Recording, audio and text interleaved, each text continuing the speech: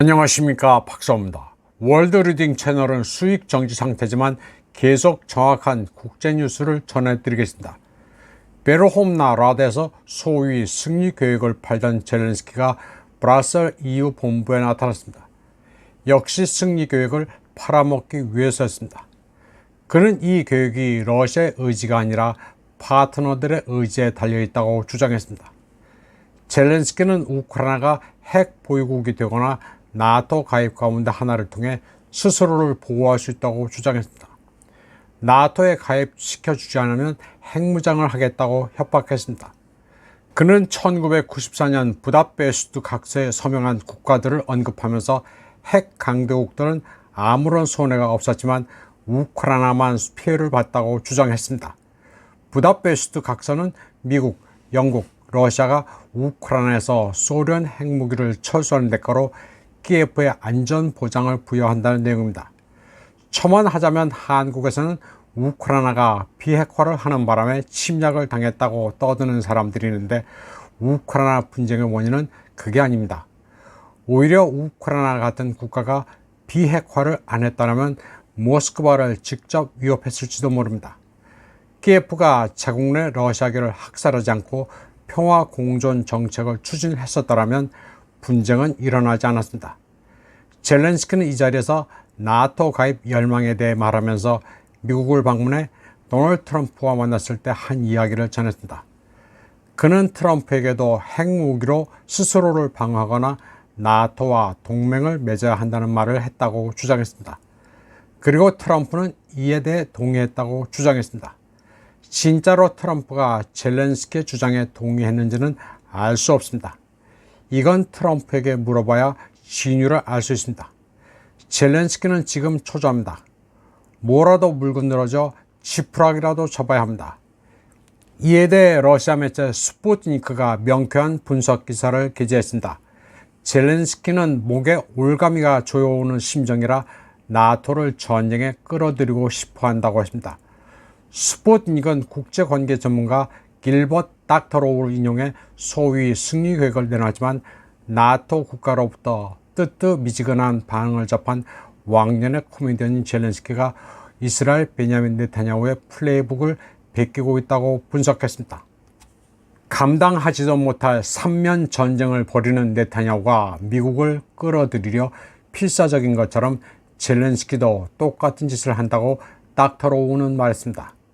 길버트 닥터로우는 브라셀에 거주하는 걸출한 독립정치 분석가입니다. 그는 러시아와 동유럽에서 사업을 하는 다국적 기업 임원과 외부 컨설턴트로 25년 동안 경력을 쌓은 실력 있는 분석가입니다.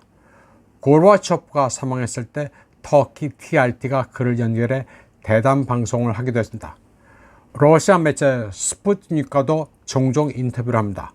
사실 미디어의 퀄리티를 보면 러시아 알티나 스푸트니크, 중국의 환구시보, CCTV 등이 서방 주류 미디어보다 훨씬 좋습니다.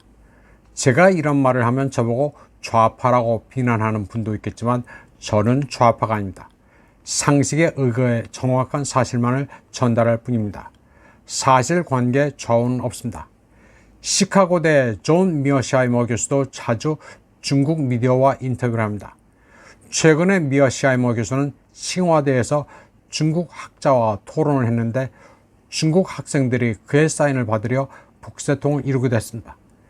미어시하이머 교수는 9월 동방유성 방송과의 인터뷰에서 미 대선에 대해 말했습니다. 그는 미 대선에서 누가 당선돼도 소용이 없다. 미국의 제도는 이미 붕괴됐다고 말하기도 했습니다. 국제정세는 사실관계가 가장 중요합니다. 많은 한국인들은 스포츠 경기를 보듯 어느 편 이기라고 응원을 하기도 하는데 게임이 어떻게 진행되는지 있는 그대로를 봐야 합니다. 그러면 본론으로 돌아가 보겠습니다. 젤렌스키는 물귀신이다.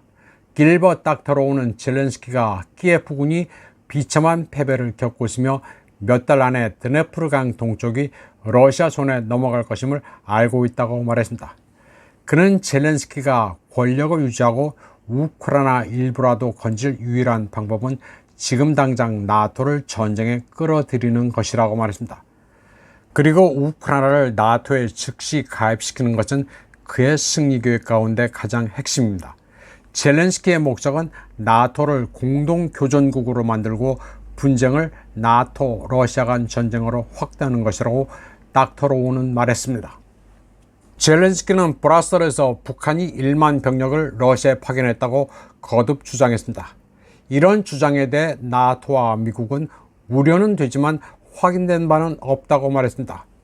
그런데 국내 매체는 젤렌스키의 말씀에 무게를 두는 것 같습니다. SBS는 김정은의 벼랑 끝 전술, 북한 1만 명 파병 준비라는 제목으로 방송했습니다. 연합뉴스도 젤렌스키가 베르홈나 라다에서 한 발언에 무게를 실었습니다. 젤렌스키가 그렇다고 하면 그런 것 같습니다. 북한이 3,000명을 러시아에 파병했는데 이 가운데 18명이 탈영해 추적 중이라는 뉴스도 좀 의아합니다. 동기도 밝혀지지 않았고 말도 안 통하는데 어디로 도망가 뭘 먹고 버티나 생각해보면 이게 진짜인가 싶습니다. 이번 방송은 여기까지 하겠습니다. 시청해주신 여러분 감사합니다.